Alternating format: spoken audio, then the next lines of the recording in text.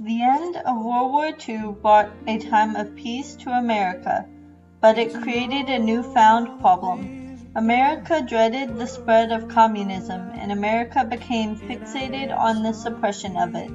Korea had been under Japan's rule since 1910. In 1945, Korea was given a new rule. Two corporals attending a conference in Cairo in 1945 recommended separating the peninsula into two different states by a division across it called the 38th parallel.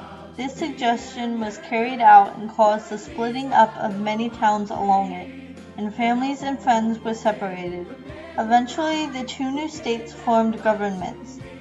The People's Republic of Korea arranged themselves in the south, and the Democratic People's Republic of Korea went to create their communist community in the north. In the southern state, the anti-communist dictator Syngman Rhee had the reluctant support of the Americans. In the northern state, the communist dictator Kim Il-sung had the support of the Soviets. Neither of the leaders wanted to remain in his state, and neither government accepted the other as legitimate. Because of this, border skirmishes often occurred. On June 25, 1950, the Korean War came underway as men in the North Korean People's Army crossed the 38th parallel line.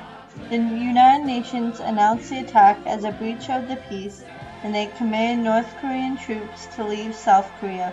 President Truman prepared to send troops for the United Nations, and he dubbed General Douglas MacArthur the leader of the United Nations armies. Truman did not make a formal declaration of war, he just said the troops were police. This is the one thing my grandfather was angry about in the war. He received no credit or reward for his service because of President Truman's decision to not accept the Korean War as a real war. So my papa and his family received none of the benefits other veterans received for serving in World War II. By July of 1950, troops like my papa joined the war on the side of South Korea. Before joining the military police in Korea, my papa went to boot camp and spent a year stationed at an Air Force base. Then he was sent to Hawaii on the USS Breckenridge, and after Hawaii he was sent to Okinawa for processing. Then finally he was sent to Korea in the summer of 1950 when he was only 18. He was assigned to a combat cargo outfit. He did not participate in any battles, but he protected shipping cargo, merchandise supplies, and the new people coming into Pusan and Incheon in southern Korea. Two of the important people he protected were Marilyn Monroe and her fiancé, Joe DiMaggio, as they visited the soldiers in Korea in February of 1954. He was one of her escorts while she performed for the soldiers still in Korea.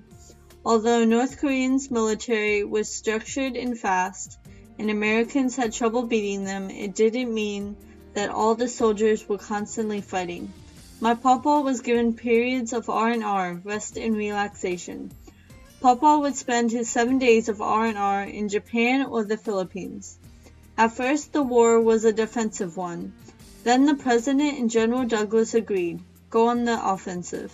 This strategy worked originally, but the American troops accidentally went into China, and Mao Zedong felt threatened and warned the United States to stay away from China, or else they would start a full-scale war. After a while of battling, the fighting dulled and casualties accumulated, with none of the fruit of the soldiers' labor showing. Meanwhile, American officials endeavored to bargain with the North Koreans for peace. America dreaded the ending result of this war being a bigger war with Russia and China, and the chance of a World War III. In September of 1950, the United Nations attacked North Korean forces at Incheon, where my papa was stationed, and weakened the North Korean armies. Then China and Russia stepped into the war on North Korean side, and the war continued. In July 1951, President Truman commenced peace talks.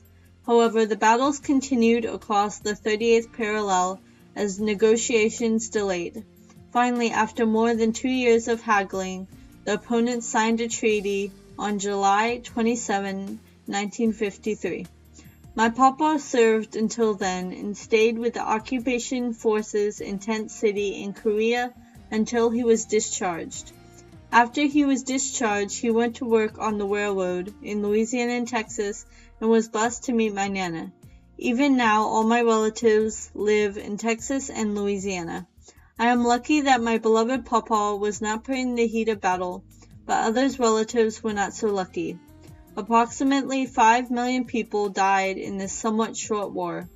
40,000 of these people were American soldiers, and 100,000 of our troops were wounded. Does this really sound like just police fighting and not a war?